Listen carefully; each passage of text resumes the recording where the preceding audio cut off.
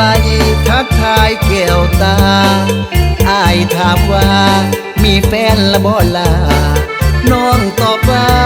ข้าน้อยบ่มีแฟนคำว่าข้าน้อยคอยฟังแล้วมันมวนในหูเจ้าทั้งงามทั้งเฮ็ดเวียกดูเป็นนักสู้ใจบ่คอนแค้นว้าวเจ้าว้าวโดยโอ้ยฟังแล้วอ้ายอยากเป็นแฟนสังเกตมาหลายเดือนแค้นน้องบ่มีแฟนจากคนอีหลีอ้ายเป็นบ่าวไทยมันอดบ่ได้ใจมักสาวลาวคนพอดีทั้งอวบทั้งขาวทั้งห่าวทั้งหันเฮ็ดงานโอทีท้ายสีต้นเอิกสีนนโอ้ยพักอีหลีขนาดเฮ็ดงานยังเก่งสำนียามเฮ็ดเวียกบ้านสิเก่งสำใด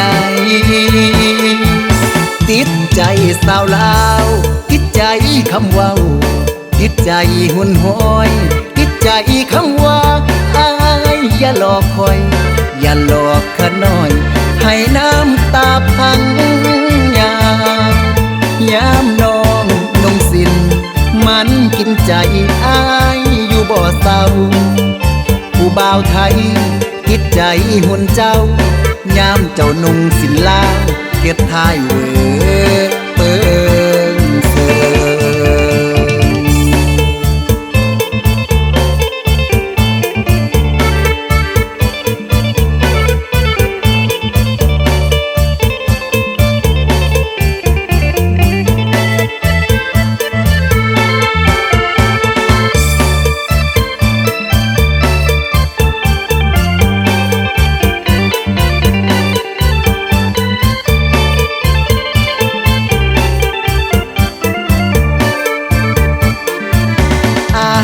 เป็นบ่าวไทยมันอ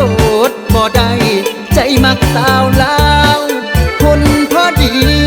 ทั้งอวบทั้งขาวทั้งห่าวทั้งหันเฮ็ดงานโอทีท้ายสีต้นเอิกสีนนโอ้ยคักอีหลีขนาดเฮ็ดงานยังเก่งสำนียามเฮ็ดเวียกบ้านสิเก่งสำใดติดใจสาวลาวติดใจคำเว้าติดใจหุ่นห้อยติดใจคำว่าอ้ายอย่าหลอกคอย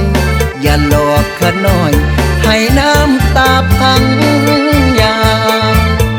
ามน้องนงสินมันกินใจอ้ายอยู่บ่เศร้าผู้บ่าวไทยติดใจหุ่นเจ้ายามเจ้านงสินลาวเฮ็ดทา